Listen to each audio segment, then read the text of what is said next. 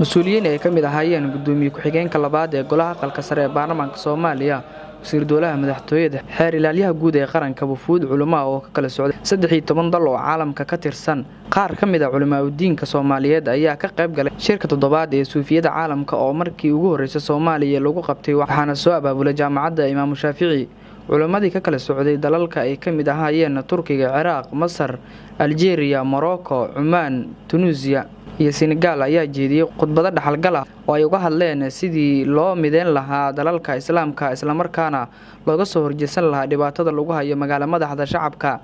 Falastiin ee Qudus. كل من تعلق برسول الله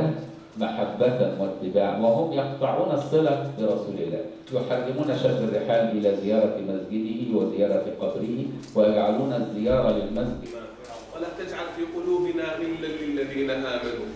عاشت الدولة الإسلامية على مدار العصور والتاريخ سلما وأمنا وريادة عاش الناس فيها معززين مكرمين،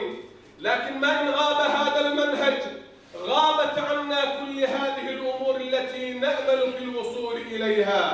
لكن أملي بأن أبناء الأمة اليوم على وعي تام وما جربوه في السنين الماضية وما أظهره لنا الواقع خير دليل على ذلك، والسعيد من يكتفي بهذه الفتن.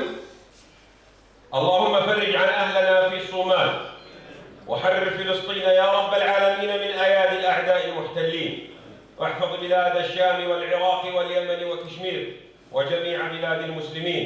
اللهم لطفك الخفي بهم واسدل عليهم من رحماتك ما تجعل به هذه الأمة آمنة مطمئنة آمين. muddo dhowr saacadood ah oo socda shirka ayaa laga soo saaray warmurtiyeed dhowr qodob ka koobnaa waxaana saxaafaddu u akhriyay gudoomiyihii hore ee degmada Boondere Qaasim Xasan Cabdulle. sidoo kale waxay adkeynayaan islaamiyada Quds inay tahay magaalada Quds caasimadda islaamka oo Falastiin iyo inayna tahay meelaha ugu muqaddasaadka wadamada islaamka inayna tahay caasimadda Falastiin.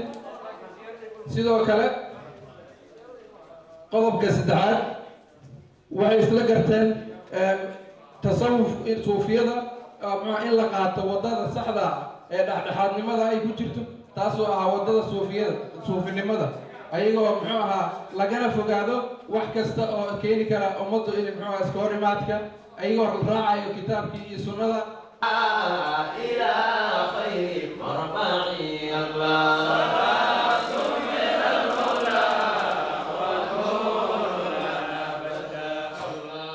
عبد الكريم محمود شنور باينتا دولة goboleedka Soomaalida Jubbaland magaalada Muqdisho.